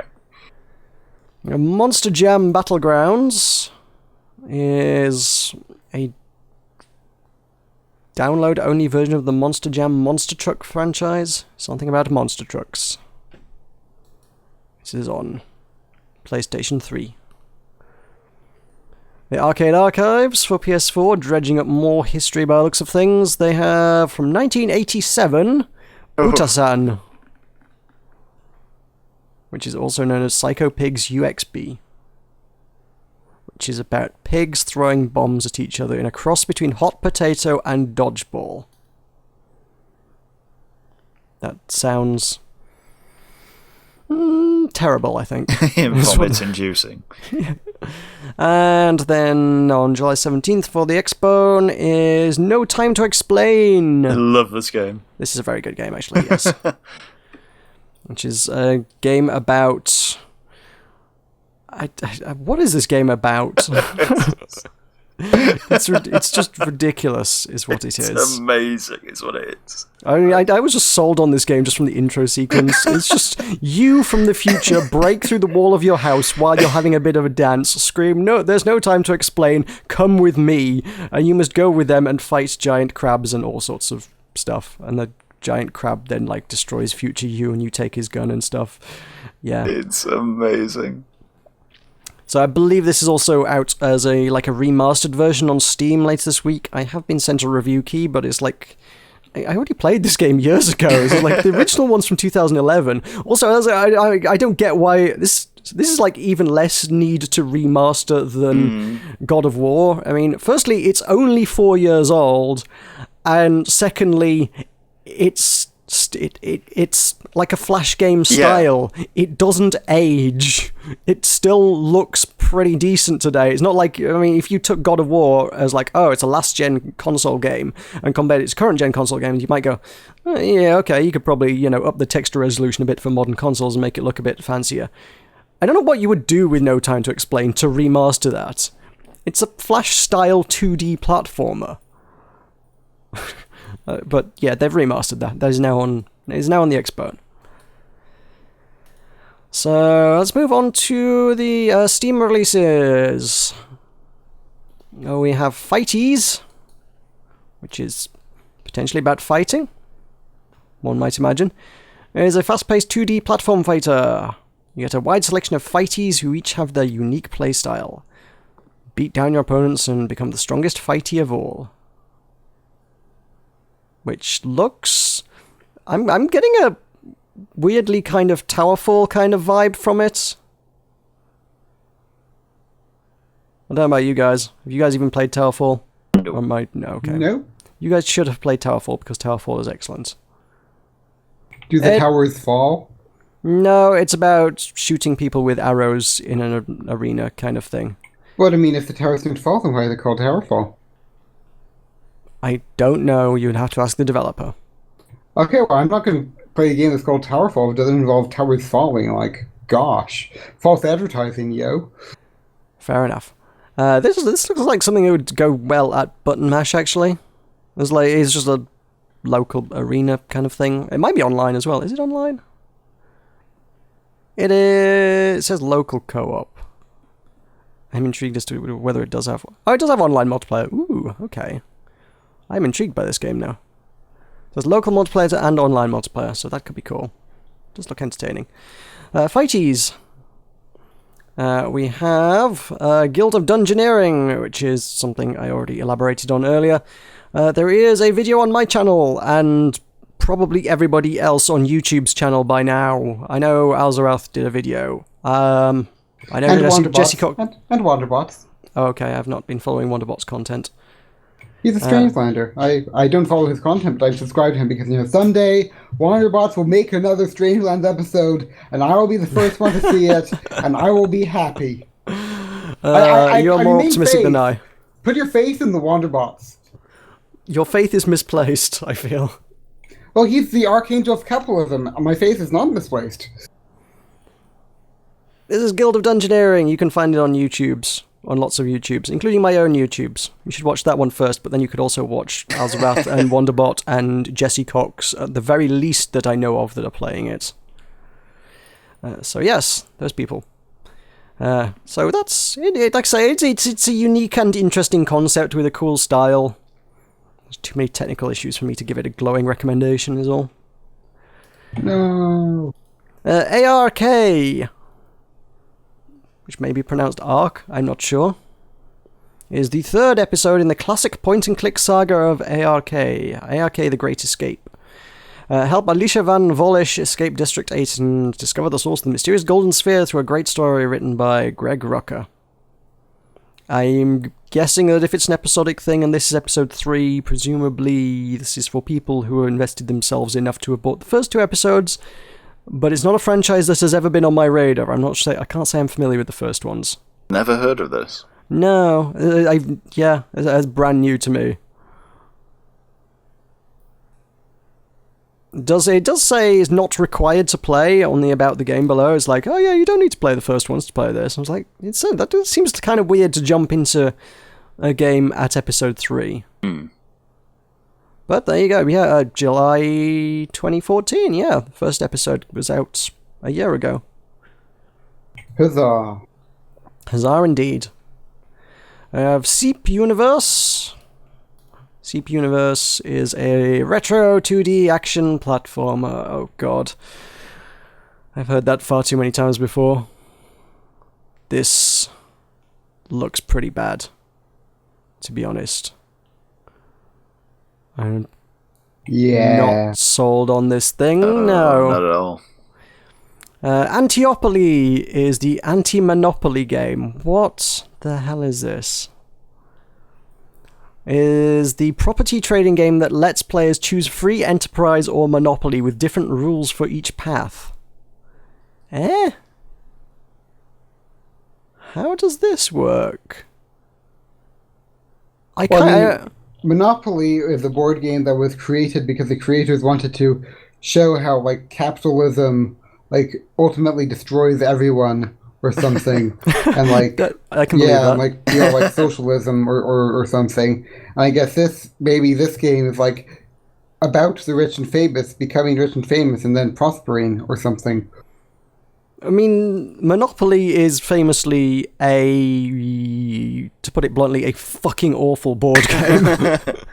So I'm intrigued by the idea that somebody might have taken Monopoly and kind of subverted it in some way, but I have got no idea what this is about or how it plays. Monopoly isn't that bad. I like Monopoly. Octanu. There's no interesting skill to it. It's roll dice and fall out with your friends or family. There are infinitely better board games out there that you could play for your money. But I want to fall out with my friends and my family. Then that is an option available to you if you want to play Monopoly. You see, you assume... Most people would prefer to play something that was fun, though.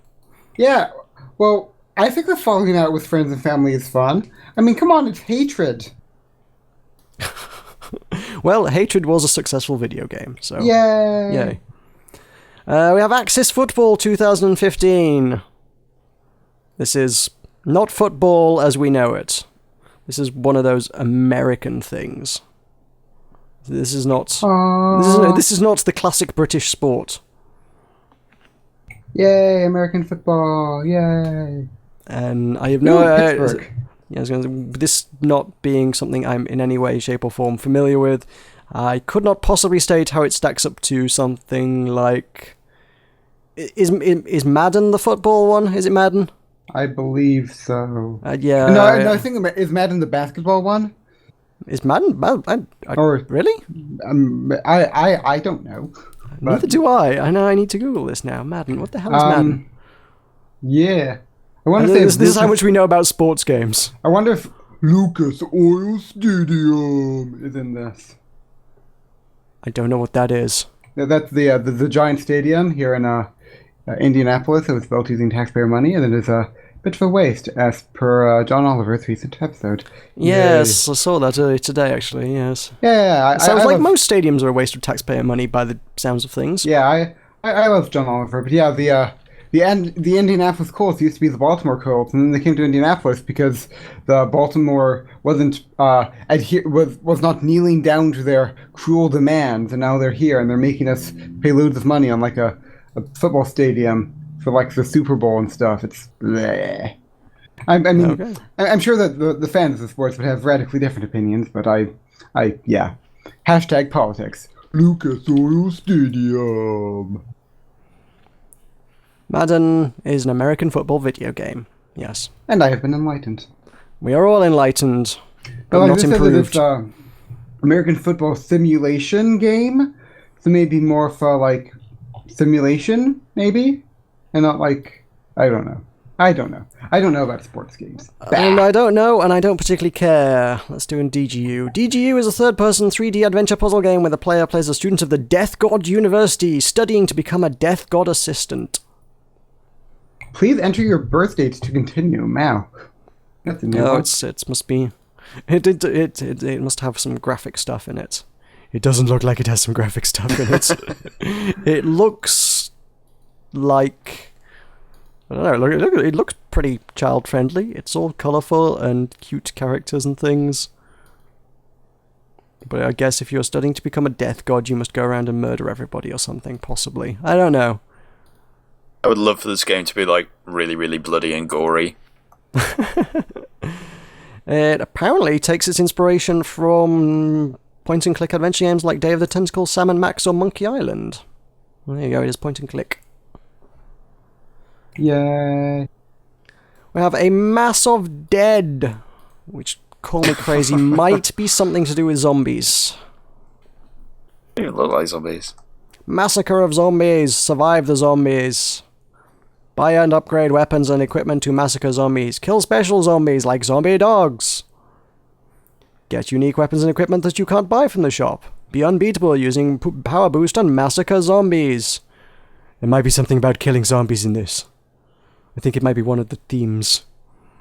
It appears to be Yeah, it appears to be a twin-stick shooter of some sorts.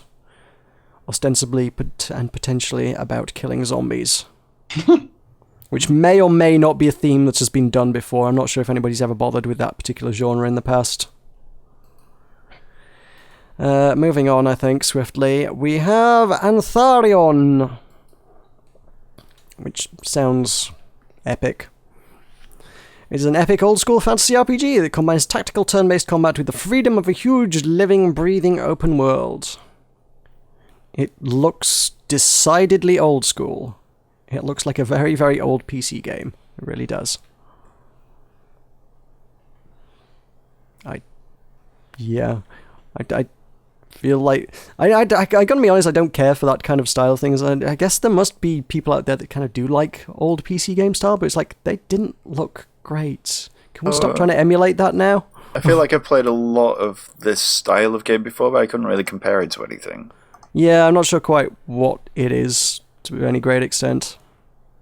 It's got nearly the are identical incredible. inventory screen to Icewind Dale. That may be the kind of thing it is inspired by, potentially. Then. It will Baldur's Gate kind of territory. Alright. Not something I'm particularly well versed on, but there you go. We have Odalus, the Dark Call. The Dark Call. Which is inspired by Ghosts and Goblins, Demon's Crest, and Castlevania. Is another really, really old school looking thing, and I like actually very old school looking thing. I find this amusing how like we have great advances in graphical technology and stuff, only for people who want to just play old games all the time. Yeah, well, Nostalgia. it's part nostalgia, part budget, I think. Yeah. So simple pixel art with 4 colours is a damn sight easier to pay for than a fully rendered, beautiful, well-crafted 3D universe. And sometimes it works better. You know? Sometimes it works well. I mean, I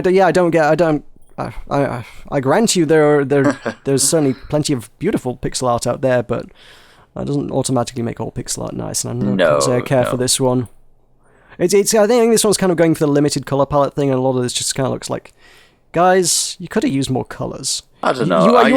You are aware that your monitor is capable of 16 million colours these days. I kind of like this.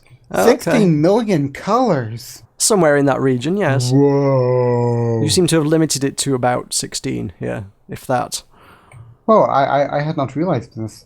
That's impressive. Anyway, we have Mechanica. Mechanica being stylized Mechanica. If it is not cool, it will disappear. If you're not cool, hide. Mechanica is here. Which... Something about this game looks terrifying. I don't know what it is, but something is really wrong with this game.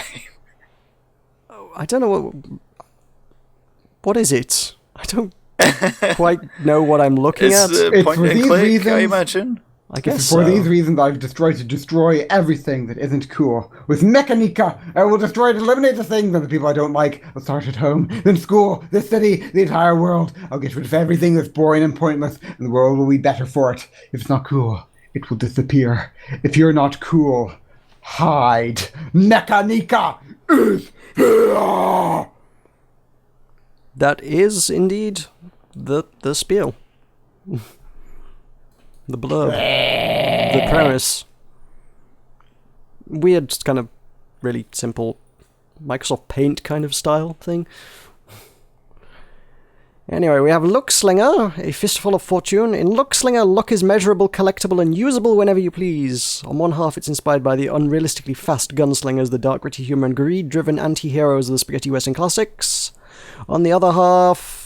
It trails off. On the other half, it's inspired by vinyl digging, graffiti spraying, rhyming, and the slow drums of jazzy samples of hip-hop culture and sound. Oh dear. You had me up to that last bit. Yes. I'll be honest. You had me up to the bit where you were like, hey, it's inspired by hip-hop. Oh no. Hip hop Why? cowboy. Hip hop cowboy.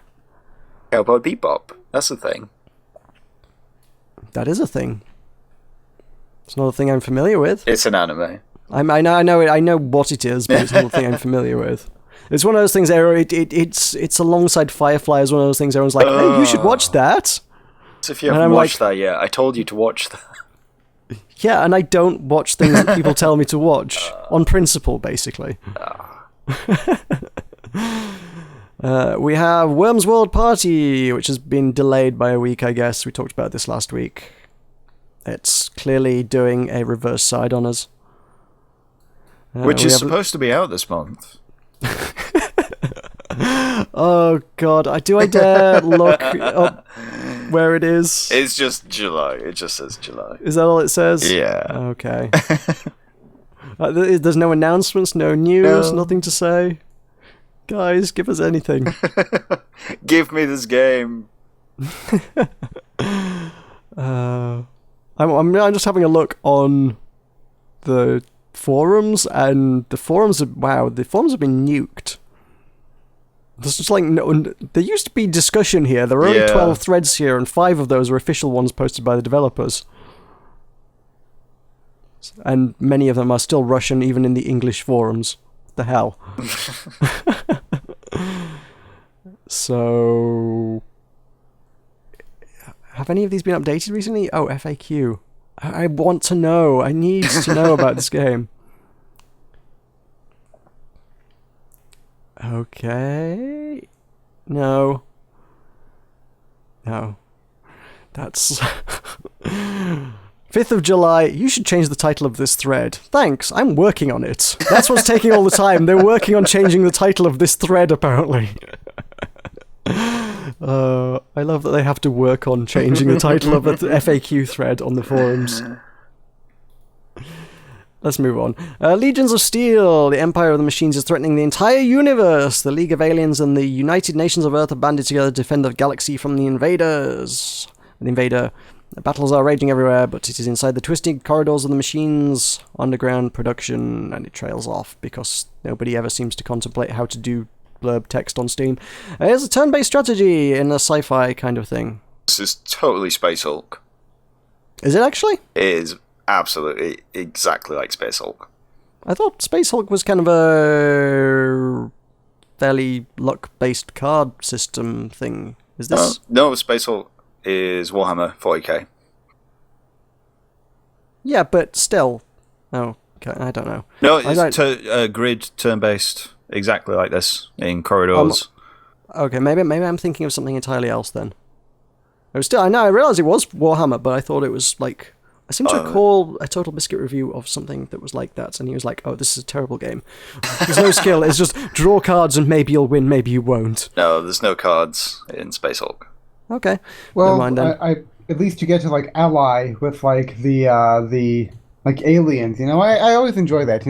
Depending on how unique they make the alien culture, that can be very interesting for people of me with more anthropological bent, I suppose. We have Biodrone Battle. Fight hostile drones that try to keep their recently gained autonomy by either shooting or morphing into them. Biodrone Battle brings classic top-down action rooted in the pioneer era of the 1980s into your living room. It's a sci-fi tactical stealth thing? I do not know what this is. I don't understand how to play this. No, I'm not really sure either. I kind of feel like there was a game... No, what was it? There's one of the Puppy games I kind of feel had what I feel like sounds like a similar kind of concept. And I can't think what it was called. Probably something involving Titans, because all of their games involve Titans. Oh, Ultratron actually might have been the one I'm thinking of. Looking at the video and just listening to the description, it sounds kind of like Ultratron, maybe? Maybe. Regardless, we have Nico Through the Dream. This totally is our new reverse side. It's gotta be. Oh, that's a shame because I want to play this one as well. This one looks really pretty as well, yeah. This is the 3rd week in a row we've gone, hey, Nico's coming out. So, yeah, this one's due out, if it can be believed, Actually, no, that can't be believed. It still says the release date is the 10th of July. We have passed that date. It says 17th on mine. Yeah, top right-hand corner it says release date 10th of July, and then below it says available on the 17th of July. So... we shall see. We shall see. Well, looking at the recent updates, it seems like the developers are keeping people in the loop a little bit better than whatever they are. Oh, it's not difficult, is it? Yeah, okay, they set the bar pretty low. Which is just radio silence for 9 months. We have Interstellaria, which take on the role of a captain managing your crew and fleet across the galaxy. Every star and planet holds untold riches and dangers. Each encounter will require skills in trading, diplomacy, and combat. Allocate power to engines, charge all weapons, and take on the worst the galaxy has to handle. FTL. I was getting a bit of an FTL vibe, yeah. A lot of it looks stylistically closer to Starbound. It's kind of like Starbound FTL, maybe? Perhaps. I'm intrigued. I am intrigued by it. I gotta say. I wouldn't mind having a look at Interstellaria, actually. Stellaria. Yes. And we have Cast of the Seven Godsends, which harks back to the days when classic 2D run-and-gun action shooter games ruled the arcades. This is going to be... Is it... I guess it's a kind of a Mega Man-y kind of thing? Is that what it looks Mega Man-y? Not that I've ever played any Mega Man, so I'm not really well-versed to compare, but the trailer looks like what I think Mega Man is, if that makes sense. I don't know if you guys have any thoughts on this. Tulkas does not, alas. Okay. Really don't like the look of it, that's all I know. I have no ingenuity. I'm fairly neutral on it. I don't hate it. It's not the best looking thing either. It's whatever. And we have Aberoth, which is a fantasy massively multiplayer online role-playing game with charming retro graphics and tons of freedom. Oh. God, what is this? Realm of the Mad God? Kind of. Quote, charming retro graphics. Yeah, the charming retro graphics is a generous term for what we're looking at here. Yeah. It's more sort of MS Paint, pixel art graphics. Are you not charmed? I confess not. You're never charmed by anything. I am charmed by Nico, but Nico is not released. And I am charmed by No Time to Explain with its giant crabs. But it's not by the charming retro graphics. Retro is Not the retro graphics, though, no. I mean, the title art for it on the Steam page has absolutely nothing to do with the style of the game either, which is like one of the more incongruous bits. The fact that it is a free-to-play massively multiplayer thing, which... I mean, you immediately made the comparison to Realm of the Mad God, which I guess works looking at the screenshots and trailer and the game and stuff, but just seeing the image of the city and then it's seeing massively multiplayer free-to-play, I kind of was just like, oh god, is it Clash of Clans? But I don't think... I don't know what it is. It's an MMO of some sort that will be free-to-play, so I suppose no harm in checking it out. It says over 180 unique items to discover. Item graphics are never reused for different items. Well, I'm glad you're setting the bar high on that one. Yep. That's all we got for the week, though, I think. That kind of brings us to the end, I suppose. So, Tulkas, tell the good people what you do, where they can find it. I am Tulkas, and so far I've only been playing Hearthstone because that's all I can record. Hopefully by recording for other games will start to work so that we will have things beyond Hearthstone. At youtube.com/TulkasTheValiant. And basically, by the way, my channel is one giant advertisement for Keppelmarsh. So that's what you're getting into. Just a lot of Keppelmarsh advertisements, you know, sort of like a lot of product placement and stuff. He's not paying me, I promised. Totally honest. Pinky promise. Woo, Meroka. You do need to get some donate buttons on there for TulkasCon. Well, that's what you're for, isn't it? Yeah, but we could get money from multiple sources. You can see my keen business acumen here. But then, then we'll donate to me and not to you, and you won't get your booth at TulkaCon. Don't you want your booth on Mars? I want TulkaCon to happen more than I want that booth. Really? Yes. You do love me. Aw. Mwah. That's a very strong way of describing it, but okay. I appreciate you. I appreciate you too. Okay. Let's bring things to a close, I suppose. We have been Button Mash, and you can find the things that we do on the internet on places. Will, where are the things that they can find? We're on Facebook at facebook.com/buttonmash, I believe. Yes, good. We're on Twitter at Twitter/button_mash_UK. Yes. I'm doing well. We're on 2 out of about 5, I think. Oh god. We're on Steam at bit.ly/BM something. BM Steam. BM Steam. Excellent. And that's... We have a website. Oh, yeah. button_mash.net. Button-mash.net. -mash. Oh, Can right. you put a underscore? I don't think you can put an underscore in a URL, can you? I've never heard of that being done. I can't remember the last time I actually typed in an address for a website. Yeah, well, I need to do it sometimes, but yeah. And not that you have any incentive to promote it, but we have we have a Patreon page, which all proceeds go to Tulkas Con. Woo! If you donate $3 billion a month or more. Yeah, all that will go to Tulkas. So you said that it was button for Twitter is button_mash_UK. Yes. So does this mean that perhaps I could start the US branch of the Button Mash Twitter? button_mash_US. Technically, there would be nothing to stop you doing that. I don't know whether that would meet with official approval. I don't think you get the little tick to say verified by it. Oh. Which obviously the official one does. No. Oh, Avoid where prohibited. Which is everywhere. No, and yes, patreon.com/buttonmash if you want to donate money on a monthly basis to me, which would be a fantastic way for you to support my making videos here on this fine channel. That's all I got to say. So yes, thank you for joining us, Tulkas. Yay, thank you for having me. Thank you for putting up with Tulkas, Will. Thank you. We've been the Button Mash Podcast, and we'll see you next week. Bye. Cheery bye.